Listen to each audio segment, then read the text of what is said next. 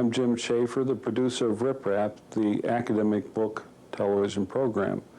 The person we're interviewing today is Charles Bright, who has written the book, The Powers That Punish, Prison and Politics in the Era of the Big House, 1920 to 1955. Charlie, this is quite an interesting project. I mean, in a number of ways.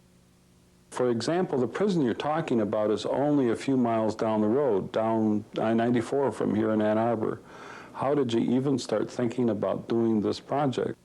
You told me before that it had something to do with your students in the residential college? Yeah, I came at the prison actually through the archives. I'd never been to the prison before, but I teach at the residential college at the university, and we do undergraduate teaching, and one of the requirements of undergraduates is that they have to do a research project.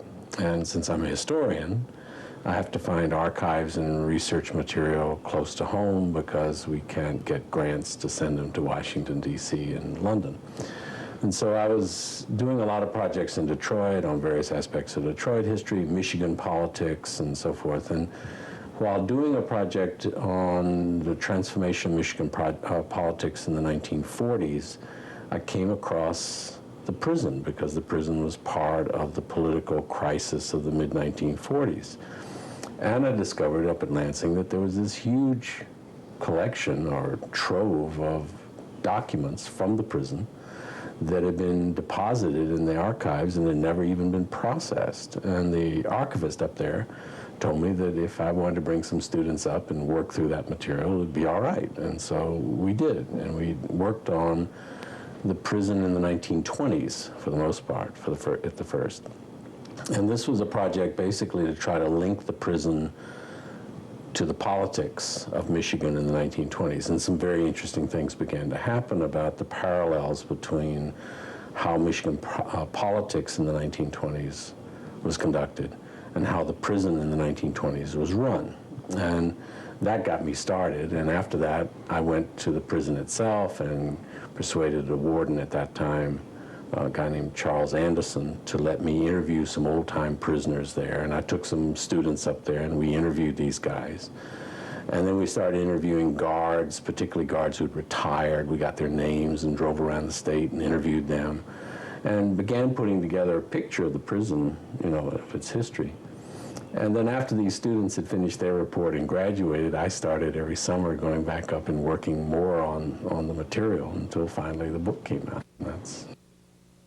Now this is Jackson Prison? Yeah. And is there a name for the archive?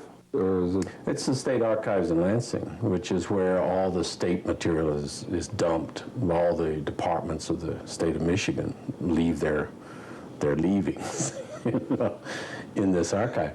The interesting thing about the Jackson prison records is that there was a big fire in Jackson Prison in 1952 associated with the riot of that year, which burned most of the records of the prison. I mean, one of the first things prisoners did when they went on the rampage that year was to burn up as many records as they could get. So there are no records of prisoners. That is the book that was kept on all the prisoners who came into the prison and then left their mug shots and their record and all of that stuff, most of that stuff anyway, is burned and gone. And a lot of the records of the everyday life of the prison were destroyed in 1952. But around that is a whole lot of other material, particularly from the prison commission and the warden and the people who ran the prison and their relations with the governor. All of that material ended up in the archive. One of the things that fascinates me about this book is how you put all of this within the context of the scholarship of thinking about prisons.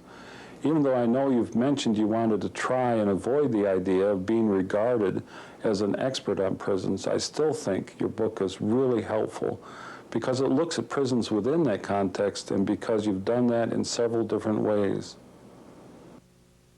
Well, I started reading about prisons as I worked on this project because I wasn't trained in this. I mean, this is not something I knew about beforehand.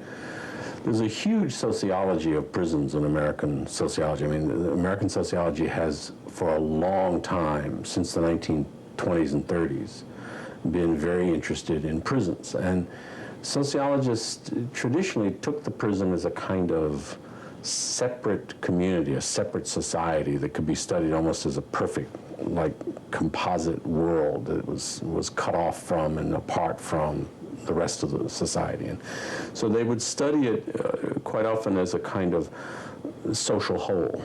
And they would look for roles that prisoners played and the argot, the languages they used, and the kind of games that developed between prisoners and guards. And all of this became a kind of picture of a whole society that was created by the walls of the prison inside it. And the most famous of these was a guy named Donald Clemmer in the 1930s, who spent a lot of time sitting in the Maynard Joliet prison in Illinois, just describing in detail how a prison society was run. And all through the 1950s, American sociology had endless number of studies of prisons and how they operate and how they were organized. And a lot of this literature was really about what makes a prison work better, what works and what doesn't work. And a lot of the sociology was a study of what things happen in a prison to prevent the prison from succeeding as a corrective or rehabilitational institution. And so there would be all these studies of the way prisoners make friends with each other and hang out with one another and learn to be better criminals but don't get reformed, and these are the problems of the society that is created behind the walls. This was the kind of sociology of the prison that was very famous. That tradition has somewhat died out, and by the 1970s, they're no longer the kind of rich sociological literature.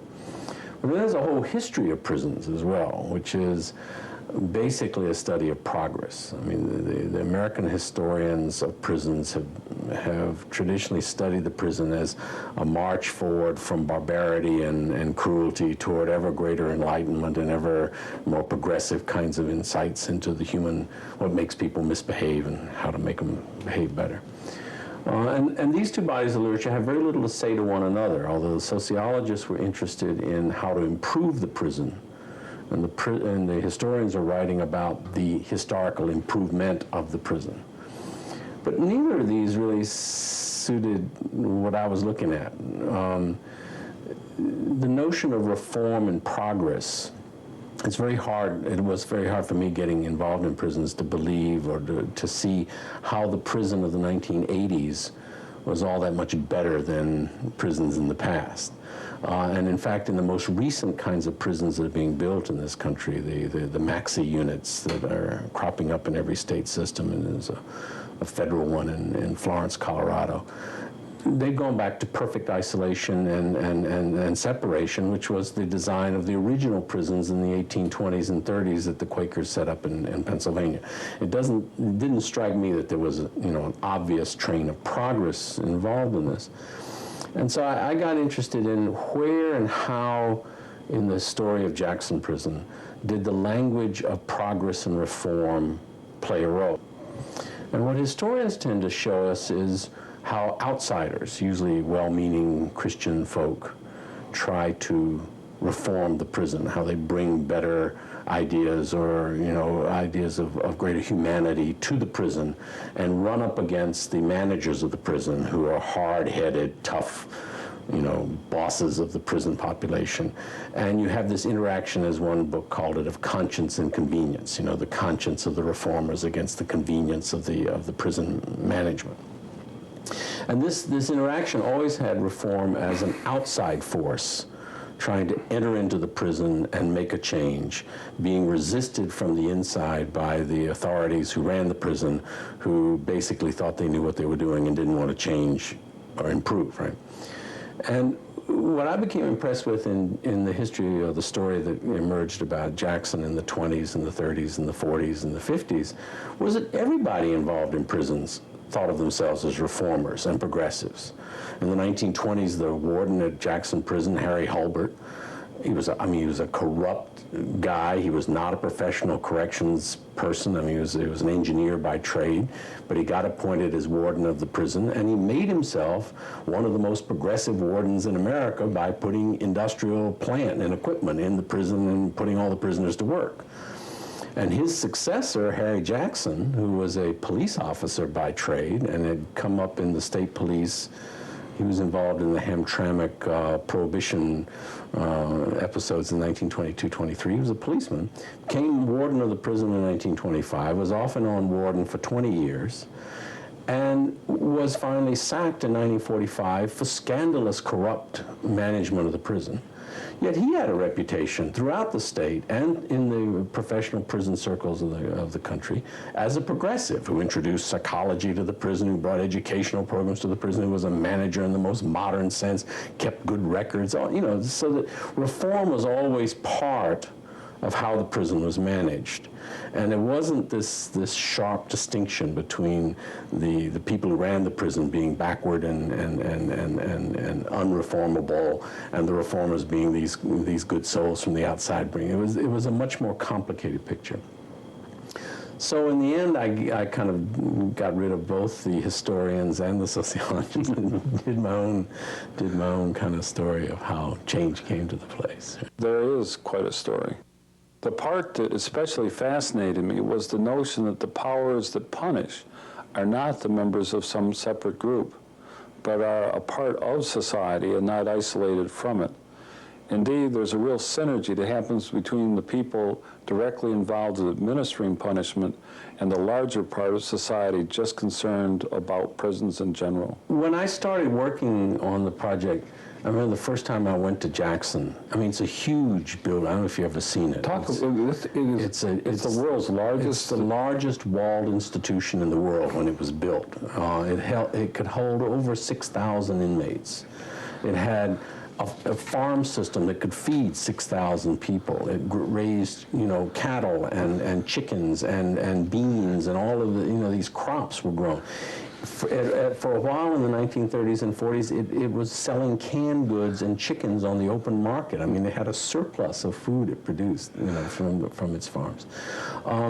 It had barbershops, radio stations, you know, chapel. It was a full-scale city, 6,000 people. And when you first go there, the most, you know, the dominant impression, which is the impression all prisons give you, is of this fixed, completely solid place. Big buildings, you know, brick walls, and there's no movement here. And the more I worked on it, the more I began to see that kind of stone fixity as real porous and moving, and that the prison is not in any way a separate place, and it is not outside of society, however much our imagery is about a kind of great gap between us and those in prison. There's constant movement back and forth and constant communication, not only among prisoners, who of course come from the street, go to prison, often see people they know or have known outside the prison. When they go out again, they meet people they met in prison, that kind of, you know, which has been studied a lot, but also among the people who manage and run the prison. There's a constant traffic between, you know, the state, the world outside the prison, the state political machines and system, the state administration, and unions and so forth, and the people who work in the prison. So that I began increasingly watching this thing as not a sort of a separate society, but as densely connected, and connected in ways that made the prison reproduce inside the prison the conditions that prevailed outside the prison. And so the change that occurs in the 20s, the 30s, and the 40s, and the 50s are changes that are going on both in the free world and inside the prison, and they're related changes. One of the ones I was most interested in is that the people who are in prison aren't just there because they're criminals. They're there because they're criminals of the kind that happen to be policed and sent to prison at a particular time. In the 1920s, a lot of people who were involved in you know, running beer and booze, right, in Prohibition, went to prison. The people who went to prison in the 1920s, if you want to call them, you know, bootleggers and immigrant kids and all of this other, who went to prison, were people who reflected the kind of world outside the prison that was being heavily policed. And the people who ran the prison were related to the people who did the policing. And so that produced behind the walls was the same kind of interaction between police and authority and, you know, criminal or subordinate groups as is going on outside the prison. And that when it changes in both places. that led me then to think about the ways in which the prison was managed and how the management of the prison reflected the way the political world of the state of Michigan was organized. And these changes then became related in my mind as well. As in the 1920s, Michigan politics was organized and operated in particular ways. The way the warden got appointed was through patronage relations with people in the Republican Party who happened to be in power. The warden then appointed all his deputies and the guards and everybody who worked in the prison as a reward for, you know, their connections with him, who supported the governor and the people who were connected to the governor. So there was these relationships of patronage that organized the management of the authority in the prison. And then these guys ran the prison very much in the same way, through selective access to resources, to placement of prisoners, to letting them involve themselves in various kinds of illicit and quasi-legal activities. They allowed the prison to be run very much the way they themselves got appointed to be where they were as managers of the prison. So there was a continuum right through from the state and the political system of the state into the prison and the way the prison was run. And that connection continued on into the 40s and 50s too. As one changes, the other changes. We have quite a cast of characters here. Why, there's everybody from Kim Siegler, a businessman and politician involved with many important events at the state level, G. Menon Williams, the longtime Democratic governor of Michigan, and others like prisoner Crazy Horse Jack Hyatt at Jackson Prison, people like that. They're all quite interesting because they're personalities from throughout the entire community who do, in fact, influence what's going on in the prisons. Well, I guess I never really think people make history. People make the most of the historical world, a situation they find themselves in. And what I got interested in was that no one made Jackson Prison the way it was, but Jackson Prison emerged the way it became because people, you know, as it were, exploited the opportunities and pursued the openings that were available to them in a particular circumstance in particular ways. And prisoners do the same thing. I mean, prisoners have a real narrow frame that they can operate in, and they're constrained in all sorts of ways by the authorities and by the rules. But they exploit every opening and opportunity to make what they can of their world as they have it and find it. And so inside the prison, there are all these guys who are constantly trying to make life more comfortable for themselves and to essentially assemble some resources from a society of scarcity, to assemble some power over others in a society in which they're all supposed to be equal, but they, you know, have differential resources and access and skills. So prisoners were very active in the creation of the society of the prison. But they weren't separate from the managers of the prison, because the people who ran the prison are very active pursuing and doing what is possible for them within the circumstances they're in, and quite often that put them in touch with, and they started interacting with the prisoners, pursuing their opportunities and openings, and you create these kinds of synergies or connections between people who emerge as these colorful characters. I mean, the most colorful to me are some of the guys who have no names in the 1920s who ran these elaborate internal drug and gambling operations inside the prison, but they were all connected to the chaplain of the prison, this guy William Hopp, who was a cleric in Lutheran from Detroit, who ran a brothel in Detroit and was appointed chaplain of the prison because he was a friend of the warden. And he was very clearly bringing drugs into the place, and he was also, not only was he operating a drug ring inside the prison, but he, because he was a chaplain, had access to the records of the prisoners and could tell when a prisoner got money, accumulated some money, and he would then try to sell them parole. Because in those days, to get parole, you needed the recommendation of the warden, and the chaplain went to the governor. And so the chaplain would essentially sell, you know, recommendations for parole for the money prisoners that accumulated. This guy was a very colorful guy. All the prisoners hated him. They all talked about him as a rogue, as a dangerous person. Keep your wives away from him. You know, this was a colorful character. In the 1940s, the most interesting characters were these big shots that developed in the late 30s and early 40s in the prison, who were clearly connected to the deputy warden. And during the Depression and the Second World War, when there was a shortage of guards and it was very hard to find people to work in the prison, because particularly during the war, there was a lot of war industries, and it was easier for guards to get jobs and better pay elsewhere.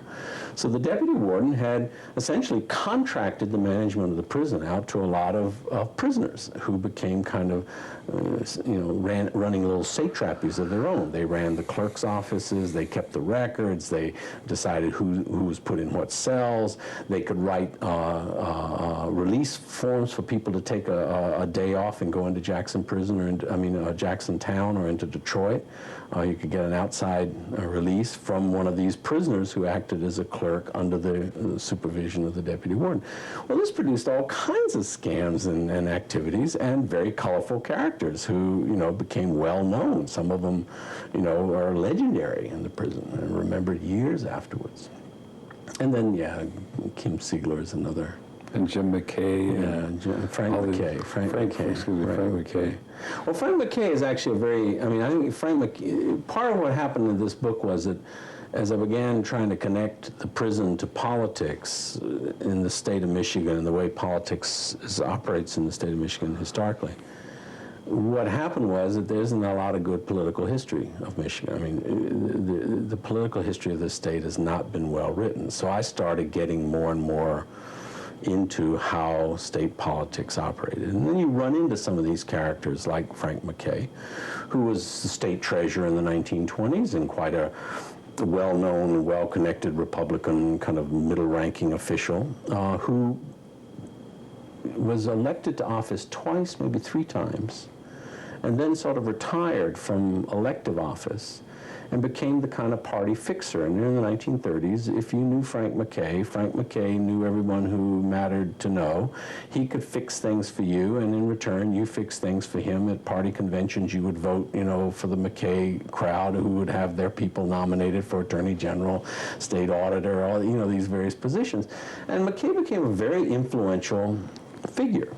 And he emerges in this story because he was a very close friend of Harry Jackson, the longtime warden of Jackson Prison. They were close friends, and Frank McKay protected Harry Jackson and made sure that Harry got reappointed whenever the Republicans came back to power in the 1930s and 40s. Harry Jackson was put back in charge of Jackson Prison, and Harry Jackson rewarded Frank McKay by making sure that Jackson County went for Frank McKay's, friends and cronies at state conventions. A very open, solicitous relationship. And they both fell from power in 1945 because of scandals. And the scandals that were, deployed, essentially developed to bring Frank McKay down and Harry Jackson down were led by Kim Siegler, who was a crusading young lawyer who was out to make a political career, and he did it by essentially producing scandal. And he became quite famous in the mid-1940s as the white knight against corruption, purging corruption. And he got himself elected governor in 1946 in the big Republican landslide because, of his reputation as a white knight. There's that other guy, too, who was connected to the parole board. Pasco.